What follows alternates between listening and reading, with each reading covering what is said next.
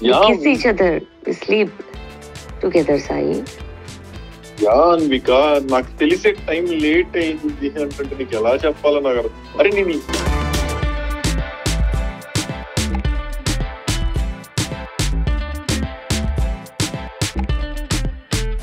తెలుగు రాష్ట్రాల్లో పెను సంచలనం సృష్టించిన టాలీవుడ్ హీరో రాజ్ తరుణ్ లావణ్య కేసు రోజుకో మలుపు తిరిగింది. రోజుకో కొత్త విషయం, పూటకో ట్విస్ట్గా సాగుతున్న ఈ ఎపిసోడ్లో తాజాగా కీలక పరిణామం చోటు చేసుకుంది. ఈ కేసులో ఎక్కువగా వినిపించిన పేరు మస్తాన్ సాయి. ఇతను లావణ్య బాయ్ ఫ్రెండ్, డ్రగ్ పెడ్లర్గా వ్యవహరిస్తూ పోలీసులకు దొరకకుండా తప్పించుకొని తిరుగుతున్నాడు. ఓవైపు లావణ్య కేసు, మరోవైపు వరలక్ష్మి టిఫిన్స్ డ్రగ్స్ కేసులో మస్తాన్ పేరు మారుమ్రోగింది.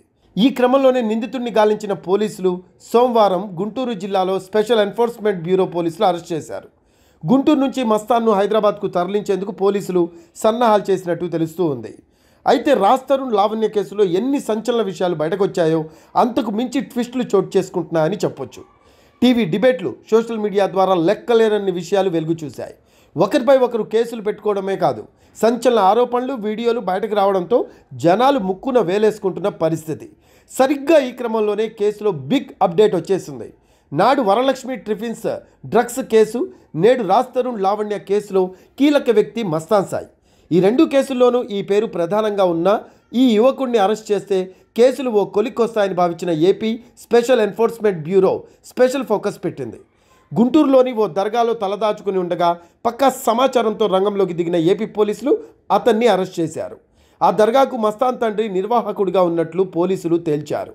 ఈ అరెస్ట్తో లావణ్య కేసు మరోసారి బర్నింగ్ టాపిక్ అయింది.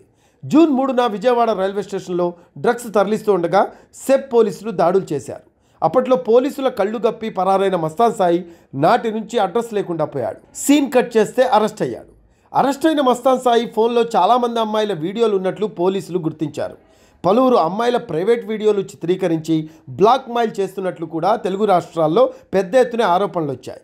మొబైల్లో ఉన్న వీడియోలపై పోలీసులు ఆరా తీస్తున్నారు.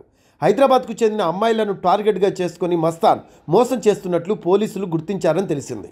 ఫోన్లో పెద్ద ఎత్తున ఫోటోలు కూడా ఉన్నట్లు పోలీసులు గుర్తించారని సమాచారం. దీంతోపాటు కాల్ డేటా, మెయిల్ ఐడి అన్నీ నిశితంగా పోలీసులు పరిశీలించేందుకు ప్రయత్నాలు జరుగుతున్నట్టు తెలిసింది. ఇదంతా ఏపీ, హైదరాబాద్ పోలీసులు కలిసే దర్యాప్తు చేయబోతున్నారట.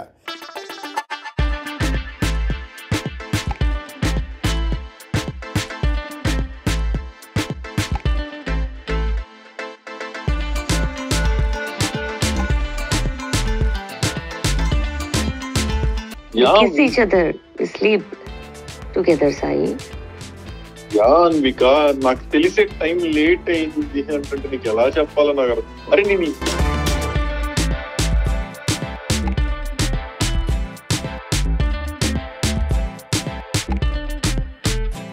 ఇదిలా ఉంటే డ్రగ్స్ విక్రయ కేసులో వరలక్ష్మి టిఫిన్స్ యజమాని ఎస్ ప్రభాకర్ రెడ్డిని అరెస్ట్ చేసిన సంగతి తెలిసిందే.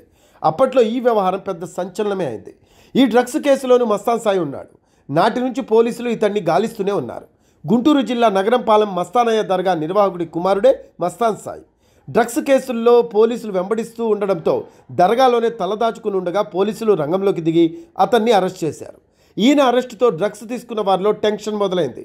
ఎప్పుడేం జరుగుతోంది, తర్వాత అరెస్ట్ ఎవరు అనే దానిపై సర్వత్రా ఉత్కంఠ నెలకొంది. మస్తాన్ను హైదరాబాద్ పోలీసులకు అప్పగించిన తర్వాత అసలు సినిమా మొదలవుతుంది అనే చర్చ పెద్ద ఎత్తున జరుగుతోంది.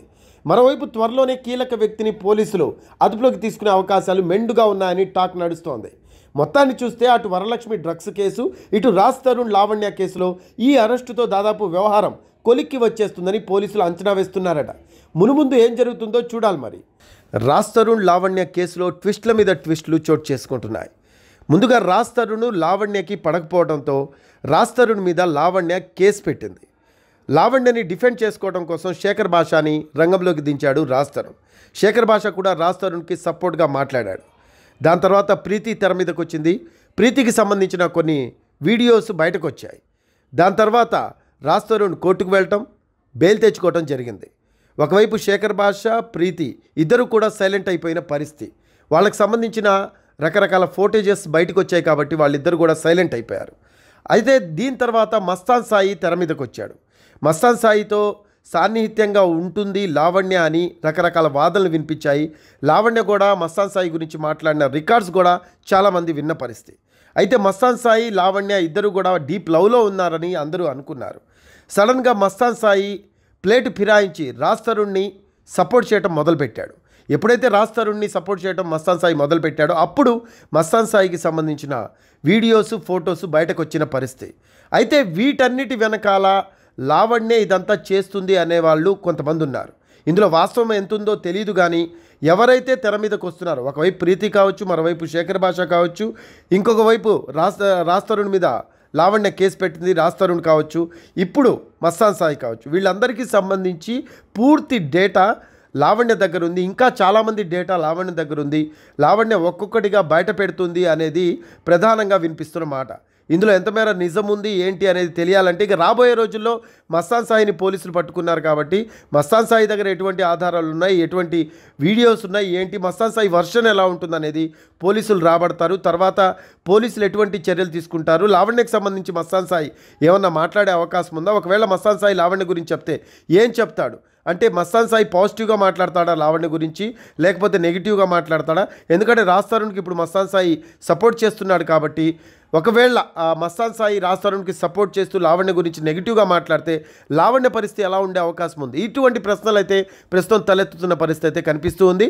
సో చూడాలి రాబోయే రోజుల్లో పోలీసులు ఎట్లా ఇంట్రాగేషన్ చేస్తారు, ఎవరెవరిని ఇందులో లాగుతారు. ఒక పెడ్లర్గా మస్తాన్ సాయి బయటకు వచ్చాడు కాబట్టి మస్తాన్ సాయిని ప్రస్తుతం అయితే పోలీసులు అదుపులోకి తీసుకున్నారు కాబట్టి ఇంకా చాలా కూపీ లాగే అవకాశం ఉంది. కూపీలో ఎంతమంది పేర్లు బయటకు వస్తాయి, ఏ బడాబాబులు ఉంటారు, ఎవరెవరు అమ్మాయిలు ఉన్నారు, ఎవరెవరు మస్తాన్ సాయికి సంబంధించిన అమ్మాయిలు బాధితులు ఉన్నారు అనేది కూడా తెలిసే అవకాశం ఉంది. చూడాలి మరి ఈ కేసు ఎటువంటి మలుపులు తిరుగుతుందో.